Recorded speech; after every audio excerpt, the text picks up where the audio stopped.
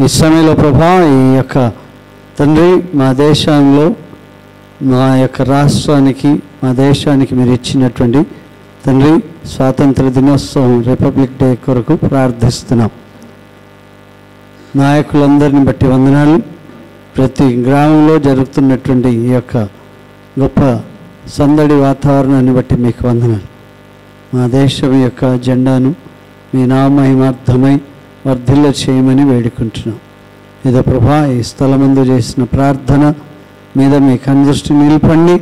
ఇదే ప్రభా మీ మాటలు వింటున్న వారందరిని బట్టి వందనాలు. మీ సన్నిధికి నడిపించినటువంటి ప్రతి ఒక్కరిని బట్టి స్తోత్రం. ప్రతి వారికి మేలుతో నేనా వారి హృదయాలను తృప్తిపరచండి. మీ గొప్ప ఘనమైనటువంటి అద్భుత ఆశ్చర్య కార్యాలు, మీ వింతైనటువంటి కార్యాలు మేము చూడడానికి మీరు మమ్మల్ని బ్రతికింపజేస్తున్నందుకు స్తోత్రం. ఈ సమయం అంతటిని మీ చేతికి సమర్పిస్తూ యేసు రక్షణ గల నామములో అడిగి వేడుకుంటున్నాం తండ్రి, ఆమేన్. దేవుని నామానికి వందనాలు. చిన్న అమ్మాయి యూత్ తర్వాత పెద్దవారు కూడా పాట పాడినందుకు దేవునికి స్తోత్రం చెల్లిస్తున్నాం. హల్లెలూయా.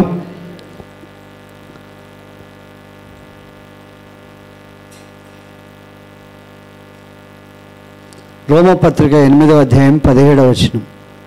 రోమపత్రిక 8వ అధ్యాయం 17వ వచనం.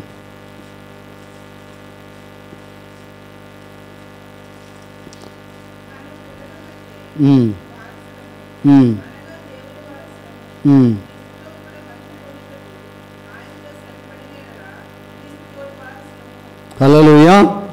దేవుని యొక్క వాక్య భాగంలో ఇక్కడ చెప్తుంది ఏంటంటే, మనము పిల్లలమైతే, 1 యోహాను 1:12 ప్రకారం మనం చూస్తే, తనని ఎందరు అంగీకరించిన వారందరికీ అనగా ఆయన నామందు విశ్వసించిన వారందరికీ దేవుని పిల్లలయ్యే అధికారం దేవుడు మనకు అనుగ్రహించాడు.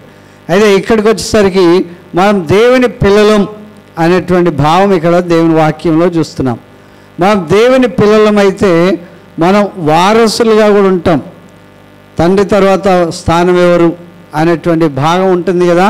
తర్వాత తండ్రి తర్వాత పెద్ద కొడుకు అన్నట్లుగా ఉంటుంది.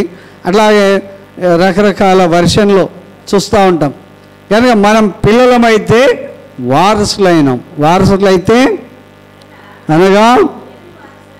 అనగా దేవునికి వారసులము, క్రీస్తుతో కూడా మహిమ పొందుటకు. ఇక్కడ వారసులు అంటే అన్ని రకాల మంచి పదార్థాల కొరకే కాదు, అన్ని రకాల డిగ్నిటీస్ కొరకే కాదు. ఇక్కడ శ్రమలలో కూడా పాలు పంపులు పొందాలి. క్రీస్తుతో కూడా శ్రమ పడితే, శ్రమలో పాలు పంపులు పొందితే అప్పుడు కూడా మనం వారసులు అవుతాం. కనుక ఈ మధ్యకాలంలో అంటూ ఉంటారు, అరే నేను కొడుకునంటే కొడుకు ఏం సంపాదించాడంటే, ఇంకేం సంపాదించాడంటే అప్పులు కూడా సంపాదించాడు. అప్పులు కూడా ఎవరు తీసుకోవాలి? వారసుడైన వాడు భరించాలి. అప్పులు కూడా భరించాలి. అప్పులు కూడా భరించగలిగితేనే వారసుడు. క్రీస్తులో శ్రమలు పొందినవాడు కూడా క్రీస్తులో కూడా పాలిభాగస్తుడై క్రీస్తు యొక్క మహిమలో పాలిభాగస్తులు అవుతారు. హల్లెలూయా. కనుక అన్నిట్లో కూడా క్రీస్తు పిల్లలమైనప్పుడు, క్రీస్తుతో కూడా మనం వారసులమైనప్పుడు, క్రీస్తును స్వతంత్రించుకున్నప్పుడు, క్రీస్తు యొక్క శ్రమలలో కూడా మనం పాలిభాగస్తులమై ఉండాలి అని చెప్పి దేవుని వాక్యం చెప్తున్నది. గలతీ పత్రిక 3వ అధ్యాయం 29వ వచనం ఏం చెప్తుందంటే, గలతీ పత్రిక 3వ అధ్యాయం 29వ వచనం.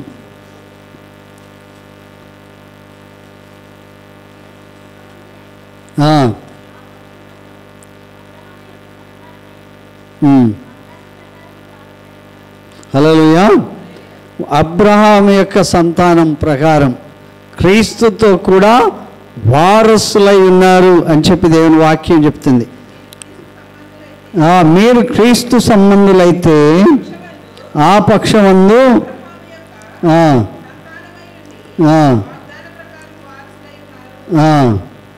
కదా. కనుక వారసులు, ది హెయిర్స్, దేవుని వాక్యం చెప్తా. అప్పుడు శరీర కార్యములను బట్టి చూసినప్పుడు, శరీర సంబంధంగా ఎట్లయితే వారసులు ఉంటారో ఆత్మ సంబంధంగా పుట్టిన కుమారులు కూడా వారసులు అవుతారు. 1 యోహాను 3:1 ఏం చెప్తుందంటే 1 యోహాను 1 John 3:1 మనం దేవుని పిల్లలము.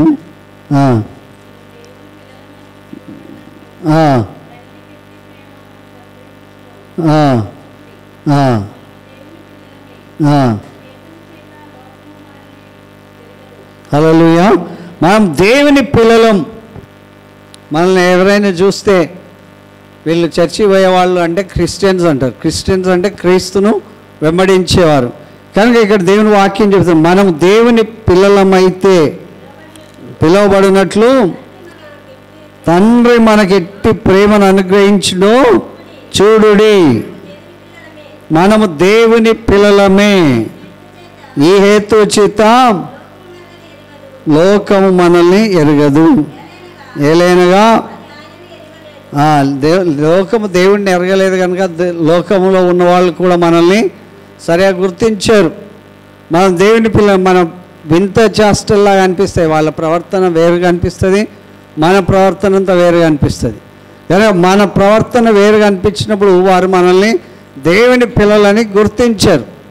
కనుక దేవుని పిల్లలని గుర్తించడం బట్టి దేవుడు మనకి ఎలాంటి మంచి ప్రేమను చూపించాడో దాన్ని చూడండి అని చెప్పి దేవుని వాక్యం మనకు జ్ఞాపకం చేస్తుంది. ఆయన మన కొరకు ప్రాణం పెట్టాడు కనుక ఆ విలువైనటువంటి తన రక్తాన్ని, తన ప్రాణాన్ని మన కొరకు దారపోసి తన పిల్లలుగా చేసాడు. అందుని బట్టి ఆయన మనం దేవుని పిల్లలమని మనకి ఎట్లాంటి పిలిపిచ్చాడో చూడండి అని చెప్పి దేవుని వాక్యం మనకు జ్ఞాపకం చేస్తుంది. మనకు లోకం ద్వేషించడం సహజమే.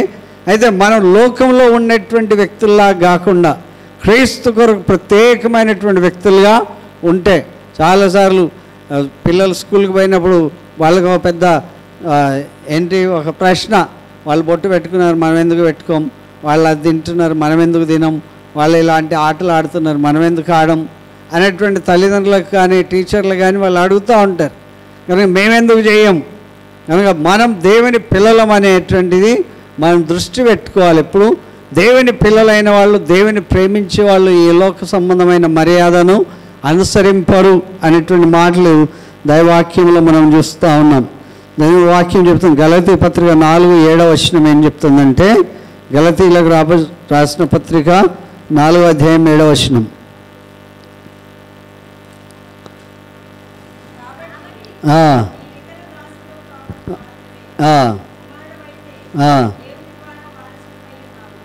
ఇక్కడ దాసుడో కాదు, పాపములకు మనం లోనైనటువంటి శరీరాన్ని బట్టి పాపమునకు దాసులమైన మనల్ని యేసు ప్రభు తన శిలువ రక్తం ద్వారా కడిగి ఆ పాపం నుండి, దాస్యత్వం నుండి మనల్ని విమోచించాడు. కనుక నీవిక దాసుడవు కాదు అని చెప్పి దేవుని వాక్యం చెప్తుంది. నువ్వు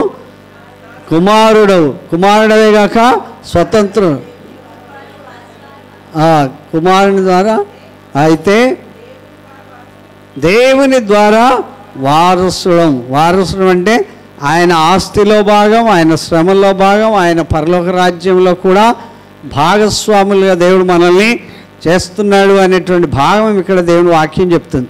కనుక మనం దేవుని పిల్లలయ్యే అధికారం దేవుడు మనకు అనుగ్రహించినందుకు ఎలాంటి గొప్ప ప్రేమ దేవుడు మనకు చూపించాడో ఆ ప్రేమను బట్టి మనం తెలుసుకోవాల్సింది ఏంటంటే, ఆయన ఉండే స్థలంలో మనల్ని చేర్చడానికి దేవుడు వచ్చాడు ఈ లోకంలో. హల్లెలూయా. ఆయన కూర్చుండే స్థలంలో మనల్ని కూర్చోబెట్టడానికి ఆయన ఈ లోకంలోనికి వచ్చినాడని దేవుని వాక్యం మనకు జ్ఞాపకం చేస్తూ ఉన్నది. కానీ దేవుని పిల్లలం కనుక దేవునితోటి వారసులమై ఉన్నాం. వారసులం అంటే సబార్డినెంట్స్గా, వారు ఒకే మనం ఒకటే అన్నట్లుగా ఉండేటువంటి పరిస్థితి దేవుడు మనకి, అంత గొప్ప భాగ్యం దేవుడు మనకు కలుగజేసినందుకు దేవాది దేవుడికి కృతజ్ఞతలు తెలియజేయాలి.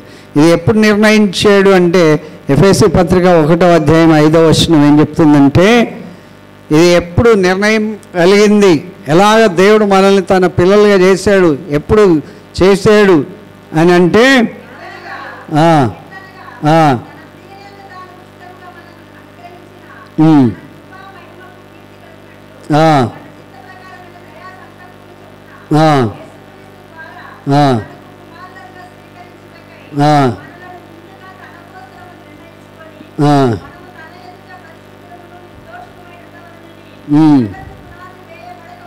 ఎప్పుడు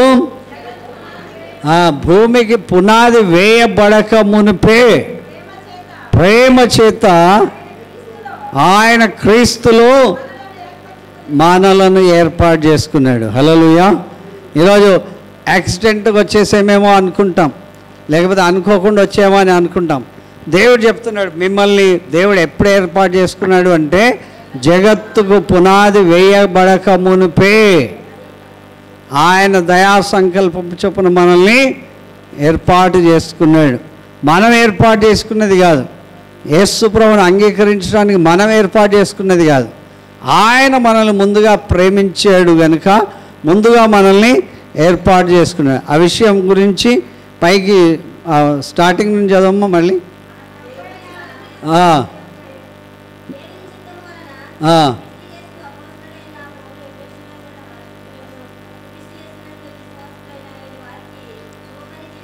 క్రీస్తు యేసునందు విశ్వాసులైన వాళ్ళందరికీ కూడా శుభం అని చెప్తున్నాడు. మీ అందరికి కూడా గ్రీటింగ్స్ అని చెప్తూ ఉంటారు. ఈరోజు రిపబ్లిక్ డే దినోత్సవం, అందరికి కూడా భారతీయ ప్రియులందరికీ కూడా శుభాకాంక్షలు చెప్తూ ఉంటారు. రిపబ్లిక్ డే ఏంటో, ఇండిపెండెన్స్ డే ఏంటో తెలుసుకోవాలి. ఇండిపెండెన్స్ డే ఏంటది? ఆగస్టు 15వ తేదీ. రిపబ్లిక్ డే ఏంటి అంటే అర్థం ఏంటి? ఏమి రాయబడింది? డాక్యుమెంట్ రాయబడింది.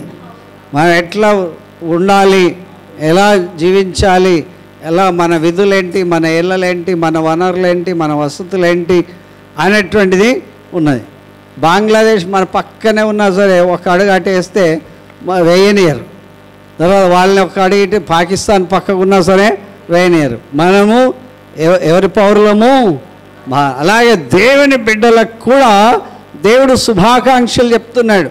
మనం ఎవరి పిల్లలం అన్నమాట? దేవుని సంబంధులం, దేవుని పిల్లలం, దేవుని యొక్క వారసులం, పరలోక రాజ్యానికి హక్కుదారులం, దేవుని యొక్క స్థానంలో ఉండే భాగ్యం దేవుడు మనకు అనుగ్రహించాడు. మన ఆస్తులేంటో, మన అప్పులేంటో, మన కష్టమేంటో, మన సమస్య ఏంటో దేవుడు పంచి ఇచ్చినట్లు కూడా దేవుని వాక్యం చెప్తుంది. తర్వాత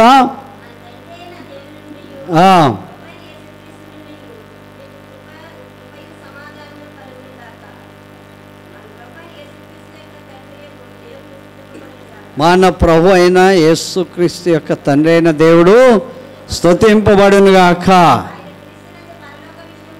ఆయన క్రీస్తునందు పరలోక విషయంలో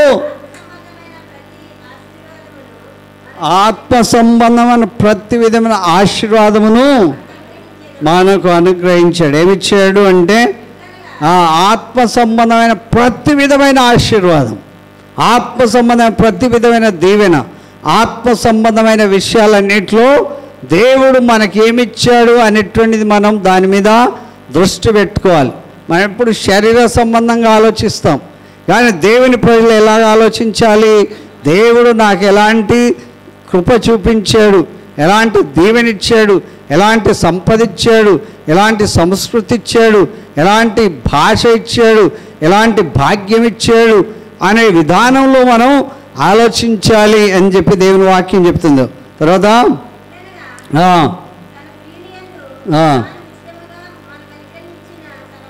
తన ప్రియునియందు యేసు క్రీస్తునందు తాను ఉచితంగా మనకు అనుగ్రహించిన తన కృప ప్లస్ మహిమ. నా కృప అంటే ఏంటి? ప్రేమ, మహిమ. ఆ కృపా మహిమకు కీర్తి తెచ్చేట్లుగా ఉండాలి అని. మనం ఎందుకో పిల్లలు అయిపోయినందుకు అట్లా అని కావట్లే. పిల్లలైన తర్వాత ఎక్కడ పంపిస్తాం? స్కూల్కి పంపిస్తాం.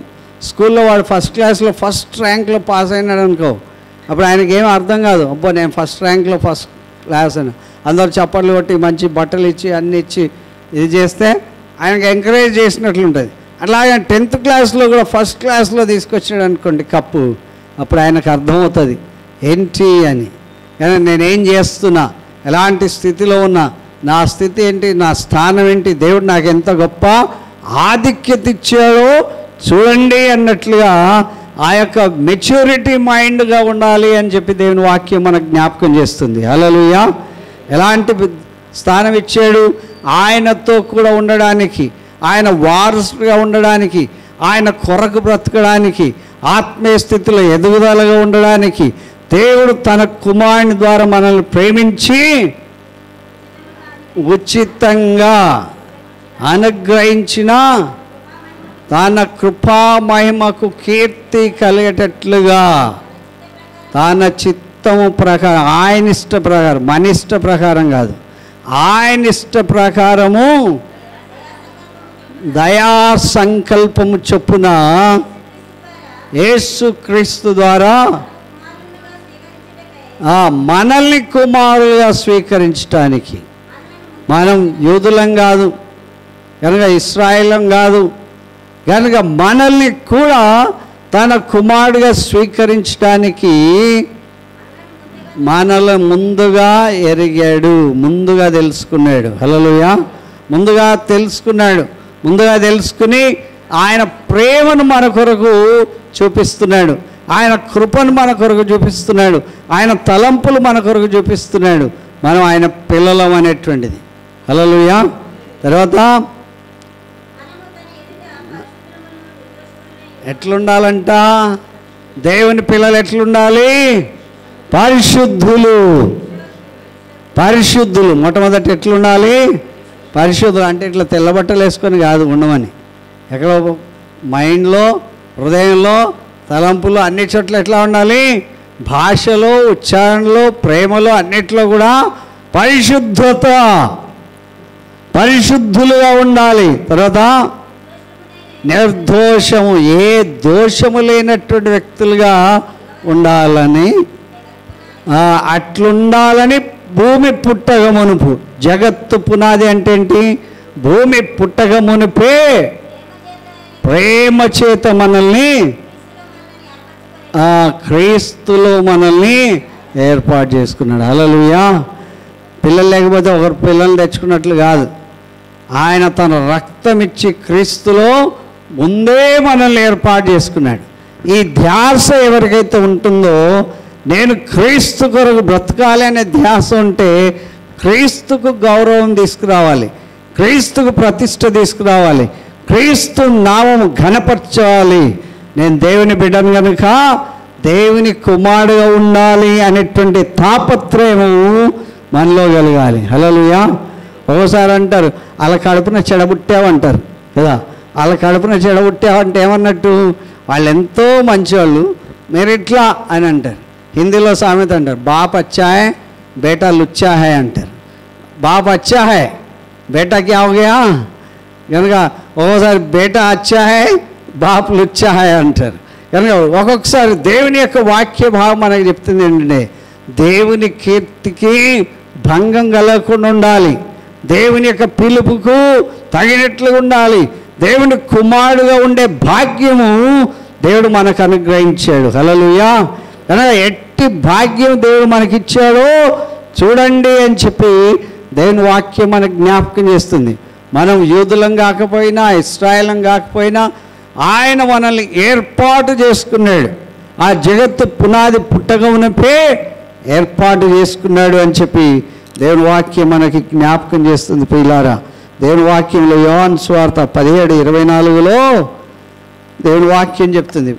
దేవుని యొక్క మాటలో యోహాను సువార్త 17వ అధ్యాయం 24వ వచనం.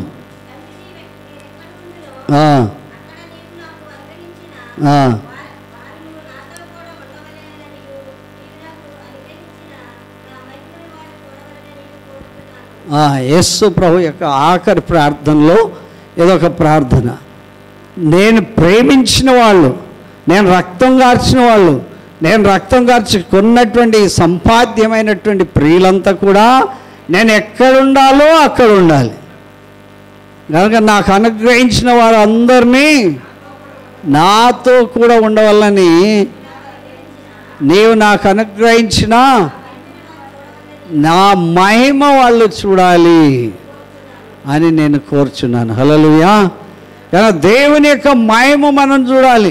యేసు ప్రభు ఎక్కడుంటే అక్కడ ఆయనతో కూడా ఉండాలని ప్రభు మనల్ని గురించి తండ్రిని విజ్ఞాపన చేస్తున్నాడు. కనుక జగత్తు పునాది వేయబడక మునిపే నీవు నన్ను ప్రేమించితివి. హల్లెలూయా. కనుక మనం ఆర్డినరీ కాదు, ఎక్స్ట్రాడినరీ. మనం ప్రయాసపడేది ఏంటంటే ఇహలోక సంబంధమైన జీవనోపాధి కొరకు కాదు, దేవుడికి కీర్తి తీసుకురావాలి, దేవునికి మహిమ తీసుకురావాలి, దేవుని నామానికి ఘనత తీసుకురావడానికి కొరకు ఆయన మనల్ని ఎన్నిక చేసుకుని ఆయన వారసులుగా నియమించారు, ఆయన కుమారుడుగా చేశాడు, ఆయన కుమార్తెలుగా చేశాడు. కనుక దేవుడు మనల్ని ప్రతి క్షణం కూడా మనం గద్దిస్తూనే, ప్రేమిస్తూనే, ఆదరిస్తూనే, శిక్షిస్తూనే, దీవిస్తూనే మనల్ని ముందుకు నడిపిస్తాడని చెప్పి రెవల్యూషన్ ప్రకటన గ్రంథం 3వ అధ్యాయం 19వ వచనం ఏం చెప్తుందంటే, ప్రకటన గ్రంథం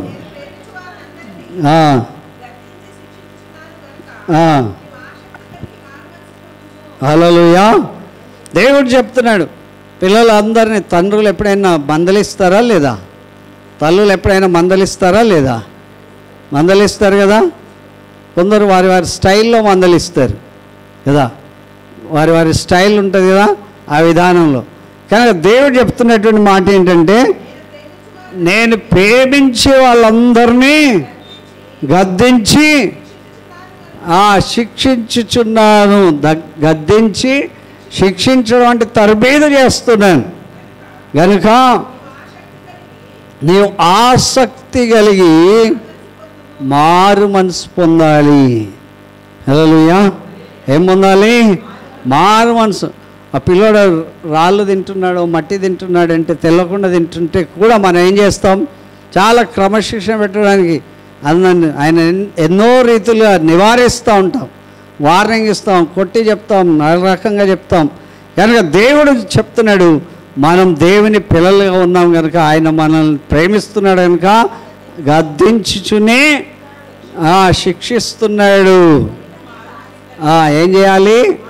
మారు మనసు పొందాలి. మరి అటు వెళ్ళొద్దు అని చెప్తే వెళ్ళకుండా ఉండాలి, తినొద్దంటే తినకుండా ఉండాలి, చేయొద్దంటే చేయకుండా. కనుక దేవుడు శిక్షించేటువంటి పరిస్థితిలో కూడా ఉన్నాడు. కనుక ఆయన మనల్ని ఎప్పటి వరకు శిక్షిస్తాడంట? మారు మనసు పొందే వరకు. గద్దించి శిక్షిస్తూనే ఉంటాడు.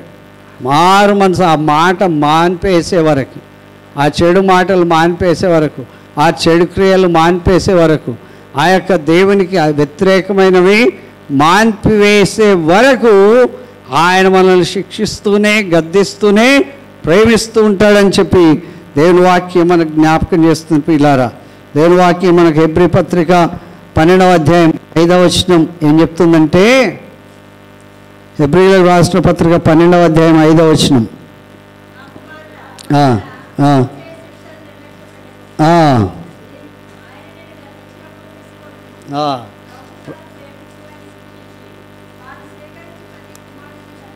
హల్లెలూయా.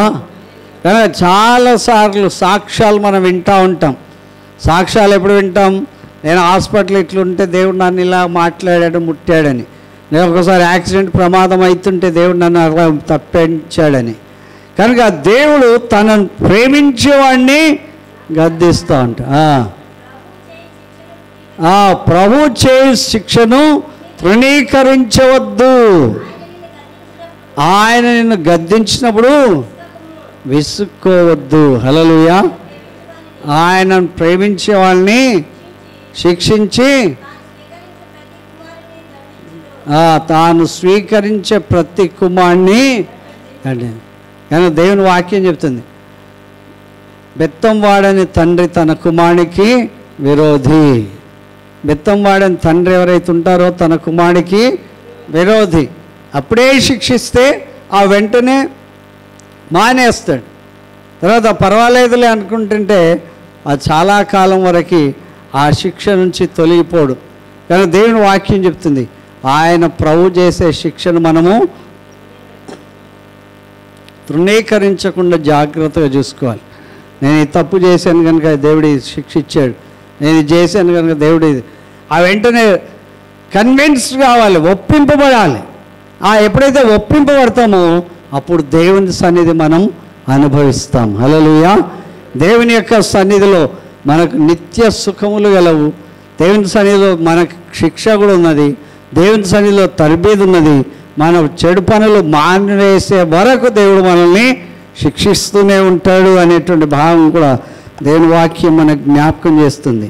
కనుక సామెతల గ్రంథం 3వ అధ్యాయం 12వ వచనం ఏం చెప్తుందంటే, సామెతల గ్రంథం 3వ అధ్యాయం 12వ వచనం,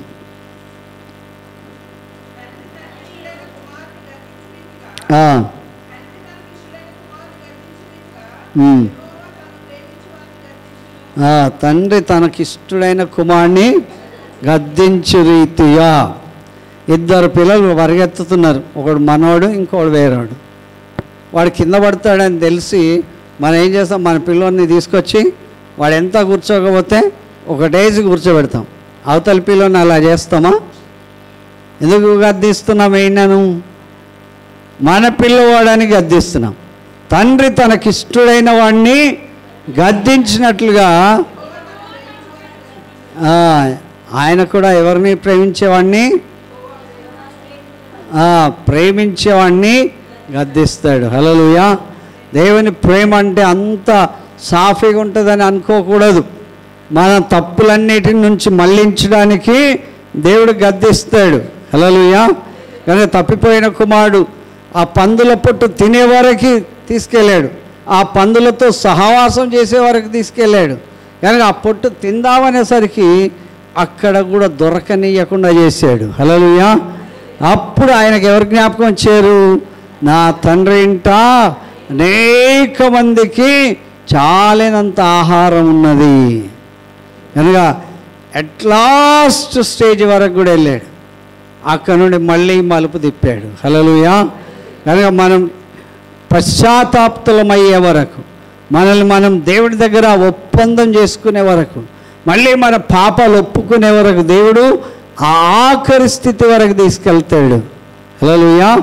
కనుక అప్పుడు మళ్ళీ దేవుడు దీవించడం మొదలు పెడతాడు. అప్పుడు దేవుడు మళ్ళీ ఆశీర్వదించడం మొదలు పెడతాడు. అప్పుడు దేవుడు స్తుతించడానికి మొదలు. నెబుకద్నెజర్ ఆయన ఏమైపోయాడు? జంతువులాగా తయారైపోయాడు. ఆ జంతువులాగా తయారైపోయిన వాడు మళ్ళీ ఎప్పుడైతే దేవుని వైపు చూశాడో ఆయన దేహం మళ్ళీ మానవ శరీరంగా మారిపోయింది. హల్లెలూయా. మళ్ళీ మానవ శరీరంగా మారిపోయింది. కనుక అలాంటి పరిస్థితుల్లో దేవుడు శిక్షిస్తే అంతగా శిక్షిస్తాడు. ఆయన ప్రేమించి మళ్ళీ ఎప్పుడైతే కనికరం కూడా ఒప్పుకుంటామో అంత గొప్ప దీవెన దేవుడు మనకు అనుగ్రహిస్తాడు. హల్లెలూయా. మనం ఆయన పిల్లలం కనుక ఆయన వారసు. ఇప్పుడు అంత పెద్ద శిక్షలు ఉండట్లేదు. నేను స్కూల్లో చదువుకున్నప్పుడు గోడ కుర్చీ వేసేవాళ్ళు. ఇప్పుడు ఆ శిక్ష ఏం కనబడట్లే కదా. ఎండలో నిలబెట్టేవారు వంటి కాళ్ళ మీద. ఇప్పుడు అదేం కనబడతలే. కనుక ఇప్పుడు ఏమైపోయిందంటే స్కూల్లో టీచింగ్ చేసే టీచర్ కళ్ళు పెద్దగుంటే కూడా ఆ టీచర్ను చూసి మా పిల్లోడు భయపడుతుండు, ఆమెను స్కూల్లో నుండి తీసేయండి అని చెప్పే వరకు వచ్చేసింది. కనుక భయం లేకుండా అయిపోయింది. దేవుని యొక్క భయం లేకుండా అయిపోయింది. మనుషుల యొక్క భయం లేకుండా అయిపోయింది. పెద్దల యొక్క భయం లేకుండా అయిపోయింది. తల్లిదండ్రులు అంటే గౌరవం లేకుండా అయిపోయింది. కానీ దేవుడు తను ప్రేమించే వాళ్ళందరినీ ఏం చేస్తాడంట? శిక్షిస్తూనే ఉంటాడు.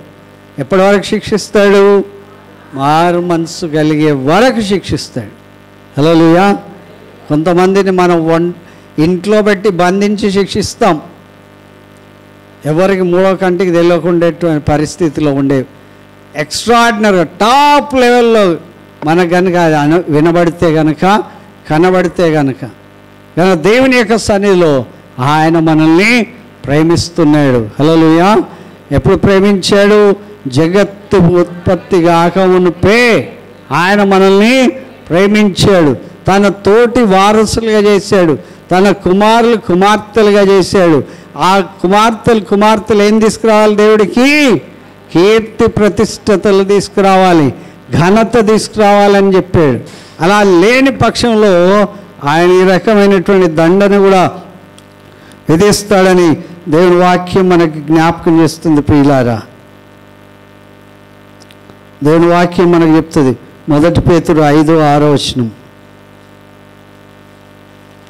1 పేతురు 5వ అధ్యాయం 6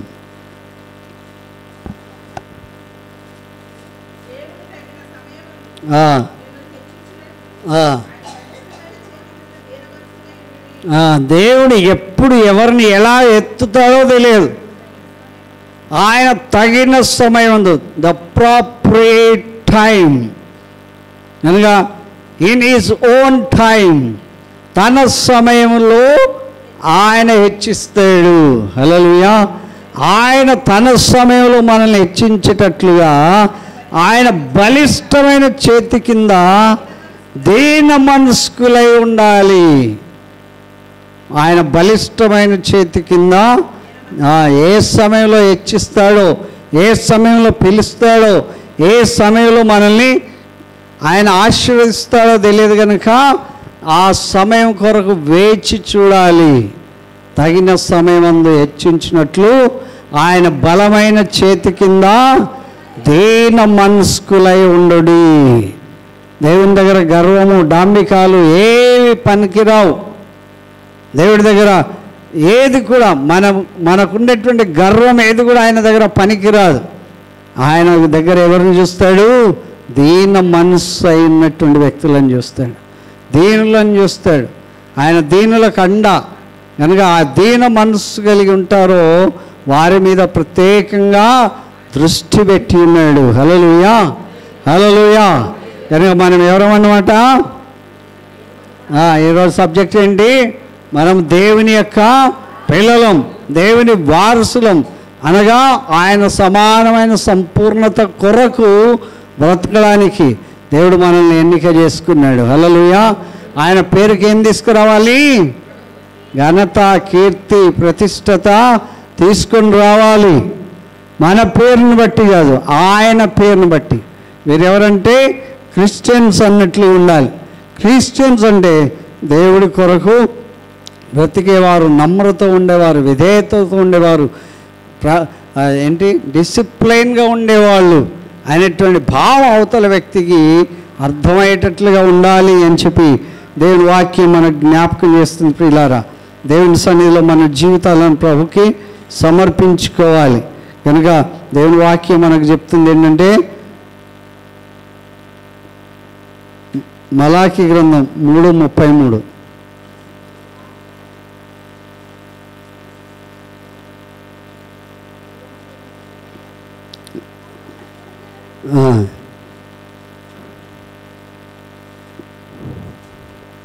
యెషయా గ్రంథం 48:10 యెషయా గ్రంథం 48:10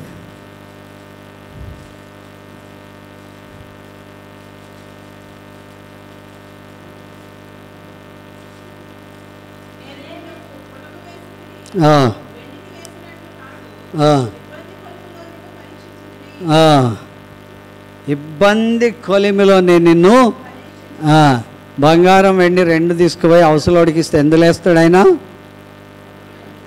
నిప్పులో వేస్తాడు కదా. మన కళ్ళ ముందే బాగా వేడి చేసి అందులో వేసేస్తాడు. నేను ఇంత ఖరీదైంది, అంత ఖరీదైంది నిప్పులో వేస్తున్నారేంటి అంటే కుదరదు. అందులో ఎంత మేలిమి బంగారం ఉందో, లేకపోతే ఎంత మేలిమైన వెండి ఉందో చూడాలి అంటే అది నిప్పుల్లో వేయబడాలి. హల్లెలూయా. మనం క్రీస్తు పిల్లలమని తెలుసుకోవడానికి కూడా దేవుడు ఎందులో వేస్తాడంటే మనల్ని పుటము వేసి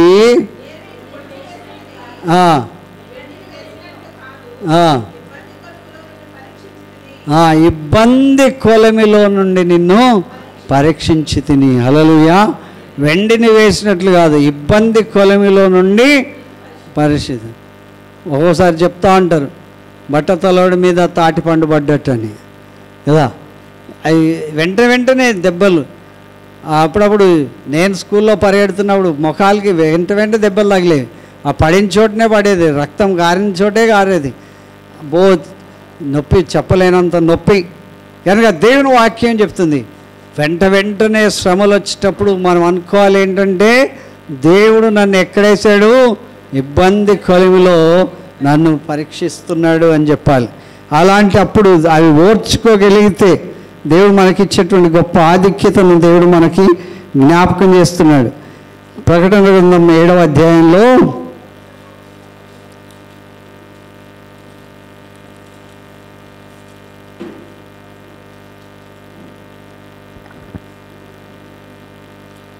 7వ అధ్యాయంలో 9వ వచనంలో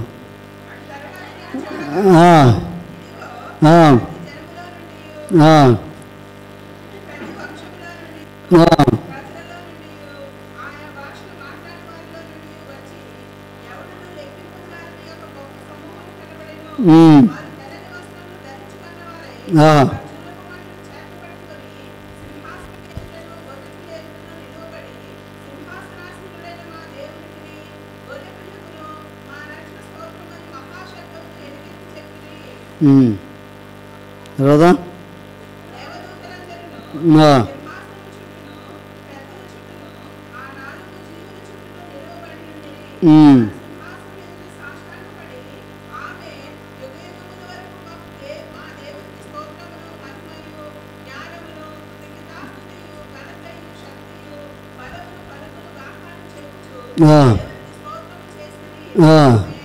ఆమేన్. పెద్దలలో ఒకడు తెల్లని వస్త్రములు ధరించుకుని ఉన్న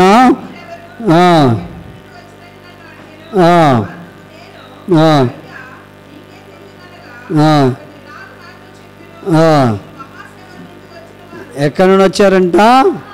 మహాశ్రముల నుండి వచ్చిన వారు గొర్రె పిల్ల రక్తంలో తమ వస్త్రములను ఉత్తుకొని వాటిని తెలుపు చేసుకున్నారు. కనుక ఆయా భాషలు ఆయా దేశాల నుండి, ఆయా రాష్ట్రాల నుండి ఎవరు లెక్కింపలేని మహాసైన్యంగా పరలోక రాజ్యంలో దేవునితో కూడా ఉండడానికి వీళ్ళంతా కూడా పిలువబడ్డారు. హల్లెలూయా.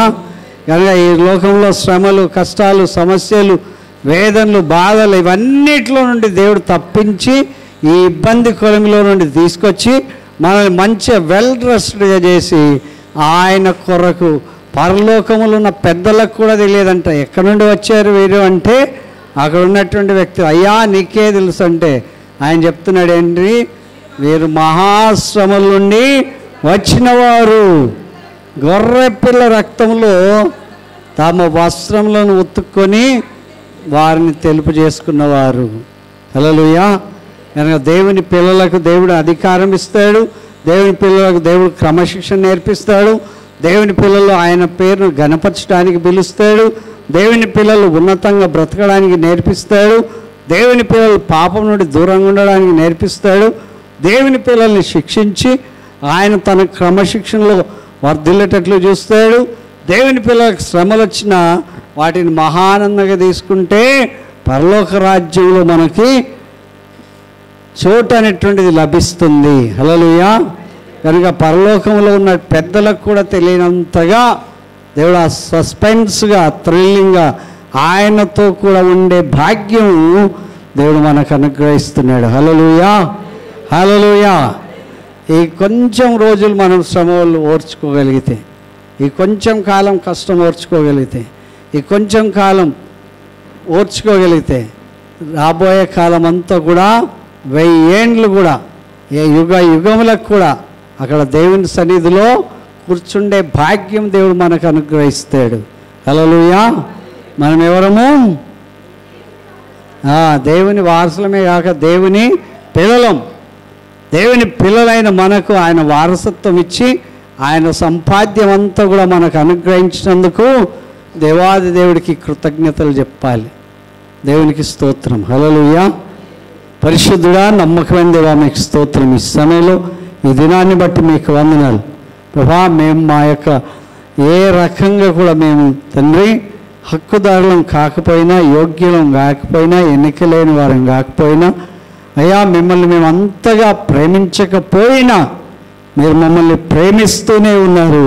మీరు ప్రేమించిన మా కొరకు ప్రభా జగత్తు పునాది వేయబడక మునిపే మేము మిమ్మల్ని స్తుతించాలని, ఈ మందిరంలో కూర్చోవాలని, మిమ్మల్ని ఆరాధించాలని, మీ స్వార్థ వినాలని మీ ఉద్దేశమై మీ పిల్లలుగా జీవించి మీ నామానికి కీర్తి ప్రతిష్టతలు తీసుకురావాలని క్రమశిక్షణ కలిగినటువంటి వ్యక్తులుగా తండ్రి దేవుని యొక్క తండ్రి నడవడికలను వారి చూపుల్లో వారి యొక్క తండ్రి ఇదో ప్రభా మాటల్లోనూ వారి నిర్దేశించినటువంటి నిర్దేశకత్వంలో మేము ముందుకు జరగాలని మీ ఉద్దేశమైనందుకు స్తోత్రమైన మేము మిమ్మల్ని ప్రేమిస్తున్నాం కనుక మమ్మల్ని క్రమపరచడానికి అప్పుడప్పుడు మీరు ఇస్తున్న శిక్షలను బట్టి కూడా కృతజ్ఞతలు తెలియజేస్తున్నాం.